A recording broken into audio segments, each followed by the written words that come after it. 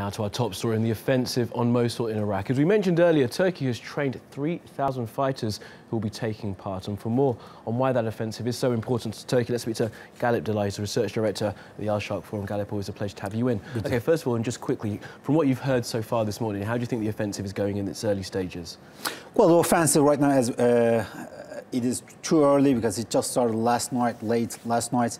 And we are early this morning, and we are still at a very initial stage. But from the first concern and the first, complaints that we are hearing, there needs to be a special attention paid to what is happening inside the city. In the end, this is the second largest city in Iraq, and the Daesh militants there are far in minority.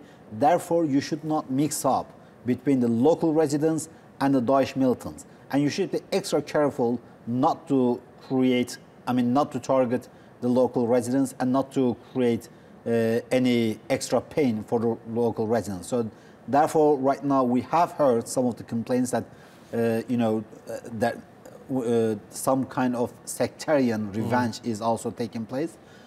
If we are not paying extra attention to it, and if we are not taking extra measures to prevent this, these might create havoc for the whole operation. And that kind of plays into what President Erdogan was saying earlier today, that Turkey, with the knowledge of the area, should be heavily involved. Now, there's also been, of course, been some friction between Ankara and Baghdad as to how far Turkey should be involved. They've been training 3,000 fighters. Just how far do you think Turkey should be involved in the liberation of Mosul? Should they be sending their own troops in there to make sure that those sort of things don't happen? Well, for the time being, what we are seeing that Turkey will be present indirectly there. I mean, first, Turkey has a camp which is very close to where the operation is taking place, the Bashika camp. The Turkish troops are there, around 600 and 700 Turkish troops are there. But for the time being, the Turkish troops are not actively involved in this battle. But the troops and the personnel that this troop has trained for the last 2 years, which is around more than 3,000 Sunni Arab fighters, and also the Kurdish forces, they are part of this operation.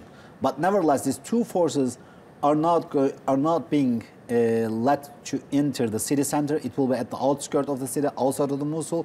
But nevertheless, they are part of this battle.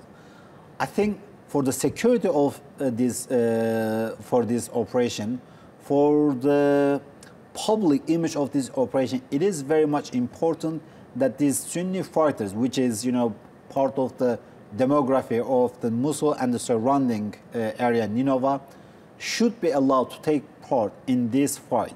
For a very simple reason, this will give more credibility to this operation, and this will lessen the concern of the sectarian revenge. Because in the end, let's be realistic and let's see the picture that is emerging in Iraq. Now, unfortunately, Iraq has become a very sectarian state, and Iran has a significant influence over the central state. Not only significant influence, from what we know, Iran is, from scratch to the top, are involved at every stage of this operation. And this heightens the Sunnis' concern about whether this operation will turn into a revenge operation or not.